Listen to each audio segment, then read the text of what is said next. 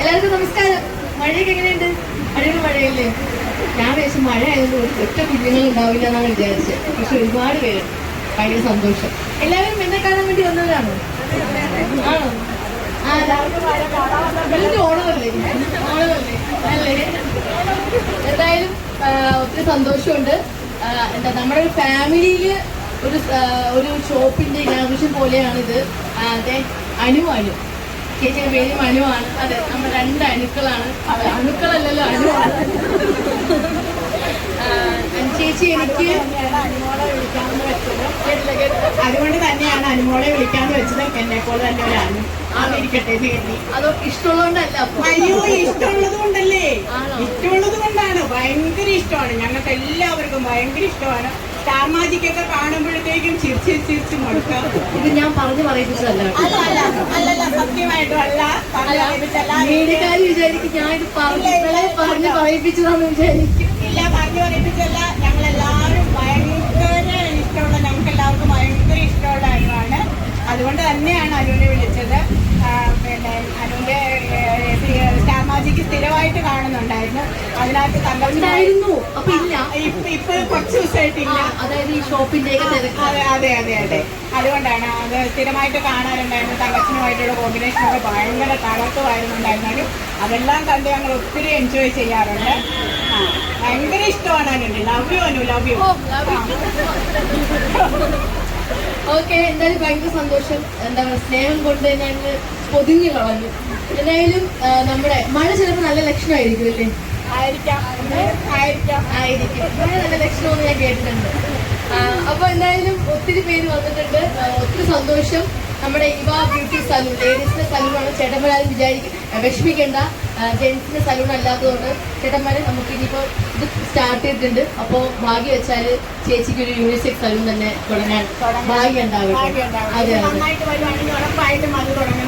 അതെ. അപ്പൊ ഒത്തിരി സന്തോഷം ഈ ഒരു ഷോപ്പിന്റെ ഇനാഗുറേഷൻ വെച്ചാല്. ഇനിയും ഒരുപാട് ബ്രാൻഡ്സ് ഇടാൻ സാധിക്കട്ടെ അല്ലേ? ഇവ ആരാണ്? ഞങ്ങളെ ആരുമല്ല, ഇഷ്ടം തോന്നുന്ന നല്ല പേരാട്ടോ. നല്ല പേര്. എന്റെ ആങ്ങളുടെ മോനാണ് ദിബി. അവനാണ് ആ പേര് സെലക്ട് ചെയ്തത്. ഓക്കെ, അതും നല്ല ലക്ഷണമാണ്. ഫോൺ തറയിൽ വീണത്. ചില സമയത്തൊക്കെ നല്ലൊരു കാര്യത്തിൽ കൈ മുറിയാറുണ്ട്. അപ്പൊ ഞാൻ കൈയൊക്കെ മുറിഞ്ഞത് ഇനി ദോഷമാണോ? പക്ഷെ നല്ലതായിട്ട് എനിക്ക് തോന്നിയിട്ടുണ്ട്. അതൊന്നും വിചാരിക്കില്ല. എന്തായാലും ഭയങ്കര സന്തോഷമുണ്ട്. 2024 അതായത് 2024 എന്റെ ആദ്യത്തെ ഇനാഗുറേഷനാണ് കേട്ടോ ഇത്. നന്നായി തന്നെ വരും. കാരണം നമ്മുടെ ജനുവരി 1 എനിക്കൊരു അവാർഡ് ഉണ്ടായിരുന്നു. സുരഭി സുഹാസിനിയില് സുരഭിക്കുള്ള ഒരു അവാർഡ് കിട്ടി.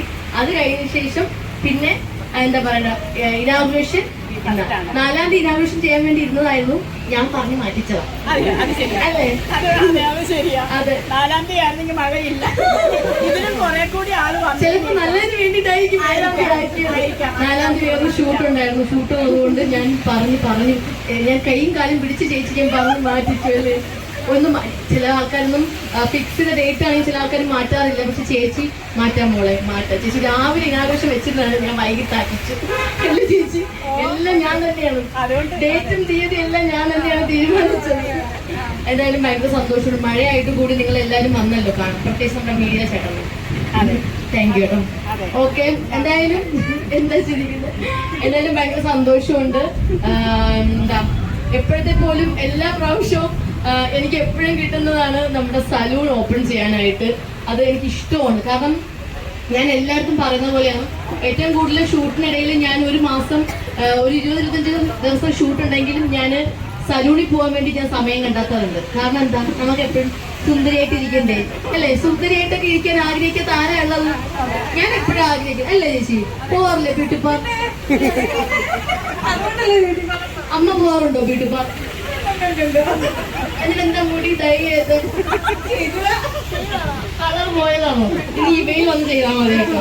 അല്ല, അത് ഹസ്ബൻഡിന് മാറ്റായിക്കോട്ടെ എന്ന് കരുതിയില്ല. ഈഗോ അടിക്കില്ല. അതുകൊണ്ടാണ് മുഴുവൻ ചെയ്യാതെ കുറച്ച് വെച്ചിട്ട് വന്നത്. ഓക്കെ. എന്തായാലും നമ്മള് എന്താ പറയണ്ടേ, ഞാൻ ബ്യൂട്ടി പാർലർ പോവാറില്ല. ഞാൻ പോവാറില്ലെന്നും പറയില്ല, പോവാറുണ്ട്. അതിനുവേണ്ടി സമയം കണ്ടെത്താറുണ്ട്. ഇഷ്ടമാണ്. ഈ മേക്കപ്പ് പോലും ഞാൻ മേക്കപ്പും ഹെയറും ഇല്ല. എങ്ങനെയുണ്ട്?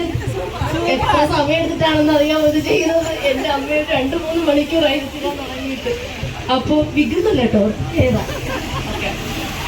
അപ്പോ എന്താ പറയണ്ടേ, ഇപ്പൊ ഹെയർ ആണെങ്കിലും നമ്മുടെ ബോഡിയിലുള്ള എല്ലാ പാർട്ടാണെങ്കിലും, പെഡിക്യൂർ ആണെങ്കിലും മാനിക്യൂർ ആണെങ്കിലും നമ്മളെപ്പോഴും എന്താ യങ്ങായിട്ടിരിക്കാനും.